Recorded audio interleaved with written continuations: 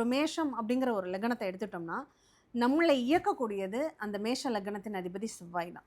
என்னுடைய சாதக பாதகங்கள், என்னுடைய வலிமை, என்னுடைய பலம், என்னுடைய பலவீனம், என்னுடைய அறிவுத்திறன் எல்லாத்தையும் இந்த செவ்வாய்ங்கிற ஒரு கேரக்டர் தான் நமக்கு குடுக்க போகுது. இது வந்து மேஷ லக்னக்காரர்களும் எடுத்துக்கலாம்.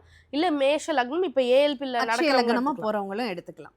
அப்போ இந்த அட்சய லக்னம் மேஷமாக போகுது அப்படின்னா, இந்த செவ்வாய் தான் நம்மளை இயக்கக்கூடிய கேரக்டராவே இருப்பார்.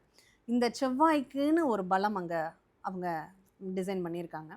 இந்த செவ்வாய் நல்லா இருக்கு அப்படின்னா, அவங்க வாழ்க்கையில இந்த 10 வருடம் அவங்க அடுத்தவங்க மெச்சக்கூடிய அளவுக்கு அவங்களுடைய வாழ்க்கையில் இன்னும் உயர்வு இருக்கும். என்னதான் 10 வருஷத்த அந்த லக்னம் தான் செவ்வாய் தான் இயக்குது அப்படின்னாலும், இந்த செவ்வாயினுடைய பலம் குறைவாக இருக்குன்னா, அவங்க விளையாட்டுத் துறையில் வெளிப்பட முடியாது.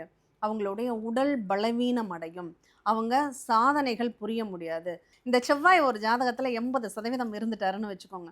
அவங்க வாழ்க்கையில எத தொட்டாலும் சக்சஸ் தாங்க. அந்த 10 வருஷம் அவங்க ஒரு ராஜாவை போல் அதிகாரம் செலுத்தக்கூடியவராகவே இருப்பாங்க அப்படின்னு சொல்லலாம்.